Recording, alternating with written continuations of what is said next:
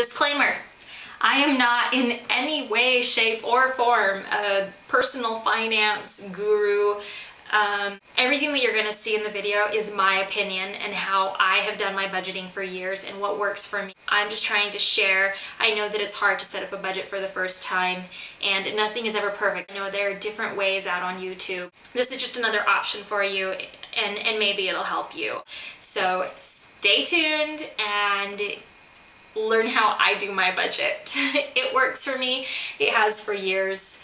If you have any questions, send me a message, make a comment. Today I'm going to talk to you about how I do my personal budget and what exactly it is and what it isn't. So a budget is just basically telling your money where to go and what you want to do with it before you spend it all and it's just gone. So what it isn't is like putting yourself on a money diet. In a sense, I guess it could be if you're trying to get yourself out of debt, but if you're not trying to get out of debt, it's good to have things in order. So I have my little notes on my laptop right here in front of me, so I'm going to be glancing down at those occasionally. Basically, when you set up a budget, what you're doing is making a schedule for your money. And the way that I like to do it is writing it down in a notebook. I have this notebook. These tabs are just for reference for this video, but I've used this notebook since 2009. I just make charts inside of it and I follow it on every single payday. I go through my list and I see what exactly needs to be paid and how much. Because my paycheck fluctuates every 2 weeks, I'm able to decide how much money is left over for me in the end. A little background is that I have been doing budgets probably since I was 16 years old. That was a really long time ago. Hate to admit that, but it was a long time ago. And the reason that I did a budget back then is because I had my first car and I had a car payment. I didn't pay car insurance because my dad took care of that, but I had my car payment and I had gas for my car. And then I started working when I was 15 years old. And so I was making my own money and I wasn't asking my parents to buy me anything. And so if I wanted something, I would have to see how much money I had in my paycheck and then I could go shopping with that if I wanted to. I didn't have rent or any other bills to pay until I was 18 years old, and that's when all of my debt started and I had to grow up a bit more and be more responsible and make sure that I was making payments, and everything just kind of went downhill from there and I ended up digging myself out many years later. Know how much money you have and tell it where you want it to go. The way that I set up my budget is I write down every single payday and then I make a chart for 6 months and it's like a little grid system. So on the left hand side, I'll kind of show you here, left hand side underneath where my hand is where I write down everything that I have to pay, and then in all of these squares over here are the amounts that I pay to each one of those. Across the top, I have the date of each and every paycheck. I know approximately how much money I'm going to make every 2 weeks. Unless I'm taking a vacation, taking time off, and I'm not getting paid for that, then that will make things change. But for the most part, I know how much money I'm going to make. You need to pay the things that are most important first. And those things would be like your rent and your mortgage because you need somewhere to live. And then you have to pay your utilities in order to live where you do. You have to eat, so that's also included as one of the most important things. And that does include restaurants, eating out. You have your car because you need transportation, and you have to include your car insurance and your gas as well because you need to be able to get around. If you have credit cards or medical bills or like school loans or something, those come after all of those most important things because those can usually be shifted around if you are in a tight spot. Important to include any habits that you may have. if you have a smoking habit, if you have a coffee habit, which I do, makeup habit, any kind of habits that you have, you want to include those because you're going to spend money on them. You can't deny them. You can't pretend that they aren't there. They are there. They are a fact of your life. They take money out of your pocket. I had friends who denied it and didn't want to add it. I'm like, why are you doing that? You have to put it in. So anything left over is my money, and I get to spend it wherever I want. The things that I do save for outside of my household, utilities and food and all that stuff, outside of that, I save money for my next car, which might sound kind of silly considering I just purchased my car in October, which, by the way, was involved in a hit and run accident like 2 days ago. So when I go to sell my current car, we'll have an amount, the amount that I get from selling it, and then whatever else I have saved on top of that so I can get another good car. I also save for car expenses, which includes oil changes and my yearly car registration. So if anything happens to my car, I need to replace a windshield or something strange happens, I have money in that account that I can pull out and use towards it, so it's not like a big hit when it happens. I save a little bit of money for car tires. I have an envelope for that, and that's just, in case I have a blown out tire or, I save a little bit, and over the course of a year, it doesn't really add up. It doesn't add up to a full set of tires, but I'm able to use it towards that. So I would rather have $100 towards that than nothing at all. So that's why I save for that. I put money aside every month for a car wash. That is a monthly pass that I have at a local car wash, so I get to run my car through as many times as I want for the entire month. And I do that because I like to have a clean car. When you go to a car wash, even if I was doing it myself, I would probably spend 25 bucks a month doing that on my own. So I would rather pay, the $27 that they charge me every month. I also have a Christmas fund, which I haven't had forever, but I just started it last year in August, and oh my gosh, I can't tell you, it was a lifesaver. This was my envelope, and I just went through when I did Christmas shopping and I marked everything off, and you can see how bad this envelope got really beat up and everything, and which is why I recommend Tyvek envelopes. That's another story. I have a line item on my budget for beauty. It used to be perfume because I like perfume and I would like to buy a new one like every year, but I decided to just change it to beauty so that I can buy cosmetics and stuff and not have to, if you wear cosmetics, you know how pricey it can get. And so these might sound kind of silly, but I have an eyes fund and I have a teeth fund. And the reason I do that is because I wear contact lenses, so I like to have some money saved up towards my next purchase of contact lenses, which can get pricey. And then I also like to save money for dental checkups because they're not 100% covered by my dental insurance. Also considering and adding a cell phone insurance. Recently I had to pay $200 to get an iPhone replacement because I busted my screen and the phone was just all messed up. And then if you figure that you have to pay $10 a month for your insurance, like I have Verizon, so I have to pay $10 a month for insurance, that adds up a lot. That's, let's see, 12, 24, that's $240 plus the $200 that I had to pay up front. So that's a lot of money that you pay for it. And if I'm able to save that much in that amount of time, if I don't break my phone, that money is mine. So I'm considering adding cell phone insurance. I think I mentioned I do my chart 6 months at a time, 6 months worth. So when it's almost done, then I create my new chart. And it's easy. After you've done it and you know how much you're spending, if you don't know how much you're spending, you'll want to track your expenses for about a month or so to kind of have an idea of how much you spend on food or going out or coffee and all that stuff. It takes time, but your budget is not set in stone. It's adjustable and you can change that every single month if you want to.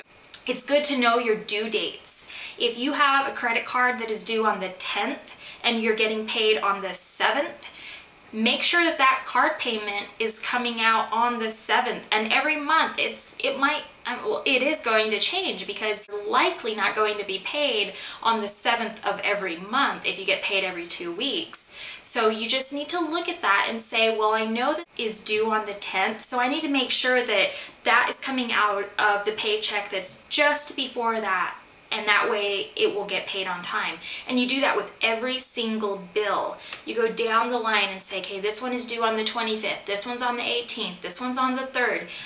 And you adjust your budget so that it fits in according to that, and you're only making the payment once every month. Sometimes you might make 2 payments in a month, but that's like at the beginning of the month or the end of the month, and it all works out. If you have some that don't have due dates, you just need to make sure you pay it every month. Like my line item, my fun envelope savings money, I don't have a set date for those. As long as I am fitting them into my budget somewhere in the month, then it's okay. I don't have to pay it on the 5th or the 15th, or I can pay it whenever I want, as long as it's fitting into that schedule, and that it makes the rest of it flow real easily. So I can adjust how much money I need to pay from each paycheck, and I can make each one approximately the same.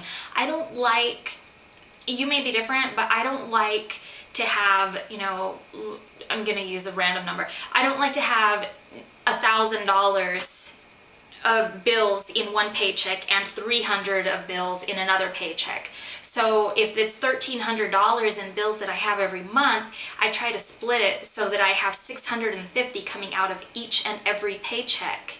And that way I have approximately the same amount of spending money each paycheck.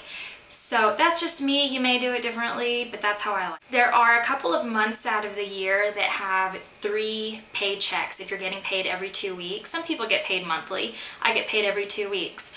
So sometimes there are 3, and that makes it nice because you have a little extra money. The way that I like to do it is I'll take a little bit out, like if I'm paying rent, I don't want it all to come out of my next 2 paychecks for the next month. So I'll split the next one into thirds. Instead of splitting my rent into 2, I split it into 3. And then, so a third of my rent is coming out of that third paycheck, that free paycheck. After you have entered all the amounts for each column, you could do it on a spreadsheet like on Excel, and that way the numbers will tally up at the bottom and you'll be able to see exactly how much they are without having to manually add each and every one.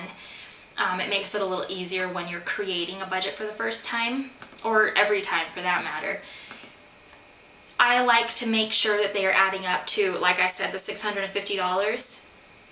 I balance them out. So if one comes to like 690 and the next one comes to like 610, I'll find a middle ground on there. You know, if I have to shift around my fun money, then I will do that because I like them to be equal. I don't keep envelopes on everything. Some of the bigger savings that I have, I'll put them in a separate bank account. I don't like them in my regular savings account. I have a separate one, and with your bank you might be able to do that. They'll let you open like multiple accounts, which is really neat. So I'll have one labeled like car, because I'm not going to be saving, you know, if it comes to thousands of dollars, I'm not going to save that in an envelope in my house. I want that in the bank. So I keep my car and my travel fund in the bank, and the rest are so small that I just keep them at home. It's no big deal. So sorry guys, my battery died. So let's see, where was I? When you get paid, you go down your list and you cross off everything that needs to be paid after you pay it. Okay? When you get paid, you take your money out that you need for all of your envelopes, go home and put them in the envelopes, write on the envelope, like I have a decent one here. Okay, so here's my tires. I hope that shows up. I enter the amount that I've put in the envelope and the date, and then I add the total. And then whenever I take money out of it, I subtract it and write the new total. So you want to do that every time that you're putting money in or taking out of your envelope. So on payday, you take care of that, and then go through your list and cross it off as you go when you finish paying everything. So my notebook looks like a real big mess, and that's just because I have kept years worth of years that I have kept in here. So for instance, I have, oops, I have 2009 all the way to the current month. This is 2010. I keep other things in here obviously too. 2012. 2013, this one was to July, and then I have the one that just ended. So this is the one that I'm replacing. I will start new. I started writing this budget out and I never finished it because I didn't want to enter the amounts before I did the video, but I have them on a spreadsheet on my computer. So after this video I'm going to go through and I'm going to handwrite everything in, and then once I pay, I look at a column, I go down my list and I say, okay, well, my car insurance, I paid that, so I'll put a line through it. And that one's an automatic withdrawal. I know when they're going to take it out and how much, so it's easy. I just cross it off and make sure that I write it in my check register. You want to make sure that you're doing that as well. You know, I have car expenses, tires, eyes, teeth, purse, beauty, car wash, Christmas. I have all of these things written on my list. After I figure out how much money I have for spending, then I take that, and let's say, for instance, I have $200, okay, and that's for my fun money. I'm able to go home and split that into two and say, okay, for 1 week, I have $100, and then for my next week, I have another $100. I will take that $100 that's for next week, and I'll write a Post-it note, and I'll put next week, and I stick it in a closet or a drawer or whatever, and then you just put it away, and that way you know that it's for next week. You also want to have your money for all of your habits. Now, like for instance, if you have a coffee habit like I do, I used to go out and spend money every single day. It was between, like, I don't know, $2 and $3.50 every single day, depending on what kind of coffee I got. I love Americanos, and those are usually really cheap, so it was only costing me like $2.25 or so, but every single day, add that up, and it's a lot of money. Now what I do instead is I just buy a big bag of coffee at Costco, and I love it, and that's what I make at home. And I carry my big mug, well, it's not a big mug, and I fill my mug, and that's what I do, and it saves me so much money doing it that way. It really does. So you need to consider that if you're trying to save money and cut corners here and there. You don't have to go to a big chain or even local place. If you have those habits, if you have a smoking habit, instead of buying a pack a day, or, well, instead of buying it by the pack, you can buy it by the carton, okay? Do know that. You can buy it by the carton, and it is cheaper. It will save you money. If you're not quitting, that's a way to save money, okay? Keep that in mind. These are the envelopes that I use for my envelope system, and my favorite by far are Tyvek envelopes. Those are these here. Okay, now the reason that I like them is because they do not tear. You know those FedEx envelopes or those post office envelopes that you cannot rip them up at all? Those are made out of Tyvek. And then, unfortunately, if you use a regular envelope, this is kind of what you end up with. And I'm not doing this again next year. Tyvek is a little pricier. Like for this 20 pack of envelopes at the office supply store, I paid about $12 for it. But these will last me a very long time. And I can even apply labels to the outside of this, which is probably what I'm gonna do next time. See, I'm using the front and the back. Some people have clothing funds. I personally don't. I use my extra money, you know, if I want to buy something. ATM fees. Yeah, I'm sure you know how those can rack up. A good way to avoid it is take all your money out at once from your bank. If you are with a credit union, you can usually go to your local 7-Eleven and they're not going to charge you a fee. Most likely, if you have that right little symbol on your card. That's what I do. Anytime I need the ATM, I will not pay a fee. Absolutely refuse to pay a fee. I go to 7-Eleven and I take money out for free. It helps if you have some sort of like a bill payment processing thing through your bank or credit union. You don't have to write checks. I know a lot of the younger generation probably don't even know how to do that. Everybody should have an emergency fund. A good starting point would be like $1,000. What if your car breaks down? What if something happens and you have to pay $500 immediately? What are you gonna do? Put it on a credit card? Pay interest on it? That's a bad idea. Save money. Just put money aside and have that always be your emergency fund. And remember that going on a little vacation is not an emergency. Something like your water heater going out on you, that is an emergency. Your window breaking, that's an emergency. You need to cover that. You need to have money put aside for that. I'm not really sure what else I can say about a budget besides it's very important. Oh my gosh, I cannot believe that I forgot to mention pay yourself first. That is so important. When you're making your budget, make sure you have a line item for savings. You always have to pay yourself first so that you don't say, oh, I don't have money to save. It's not putting yourself on a diet, it's just having a plan. I really hope that this video has helped you in some way. If you have questions, if I didn't make myself clear, please leave me a comment, ask me a question. I'm very passionate about budgeting, and I feel like everybody should have a budget. If you don't budget, you're setting yourself up for failure. It's something you do on a regular basis. It has a schedule, right? So you want your money to be on a schedule as well. I would love to hear any kind of personal stories that you have on budgeting or ways that work for you or something else that maybe I could add to mine. Thanks for watching, guys.